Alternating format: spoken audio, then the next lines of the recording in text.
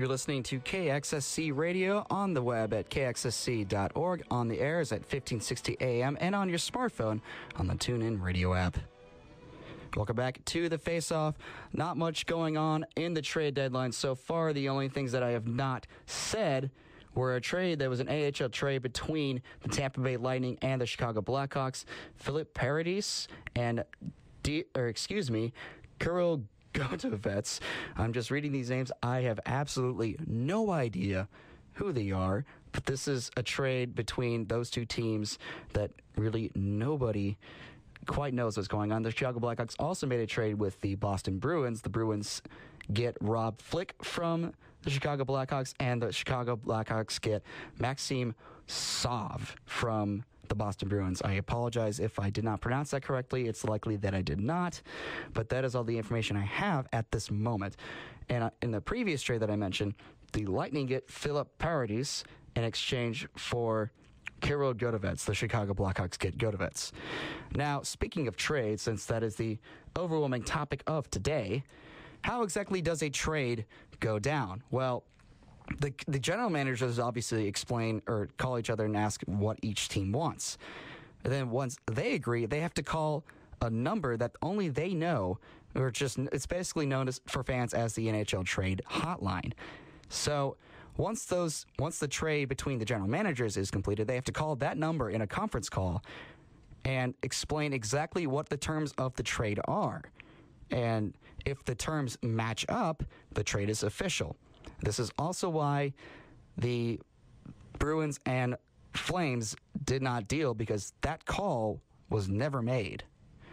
Now, how did the trade call come to be? Well, I can't likely attribute it to this, but it's probably more than likely what happened in the 1992 and in the 93 NHL draft. Well, Eric Lindros was drafted first overall by the Quebec Nordiques in 1991, but he did not want to go to Quebec. He absolutely refused to play for them. And, I should say 1992. Anyway, I'm sorry. It was 1992 is when Eric Lindros started his career. I messed that up.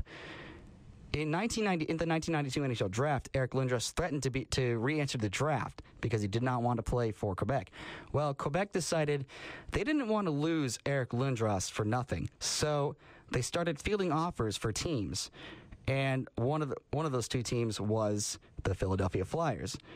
And according to the story involving this, the Flyers thought they had a deal and were told that they could call Eric Lindros to let him know that the Flyers had acquired him.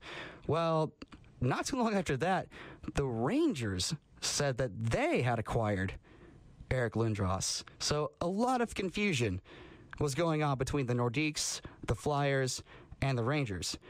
In fact, it had to be settled over arbitration. And the arbiter ultimately decided that the Flyers had won the trade. And the Flyers since then the Flyers now had a franchise player. The Quebec Nordiques eventually moved out of Quebec City to Colorado, and the Rangers came up empty-handed.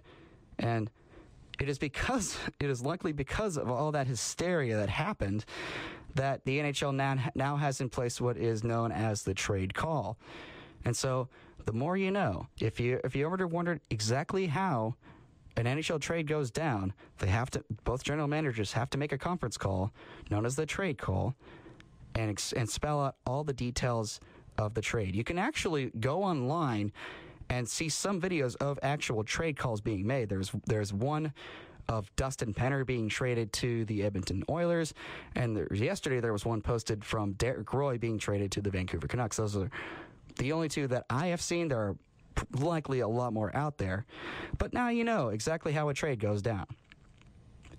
We'll be right back after the break. Coming up next, any more trades that happen will be reported. You're listening to KXSC on the air, always at 1560 AM, on the web at kxsc.org, and on your smartphone on the TuneIn Radio app. We'll be right back.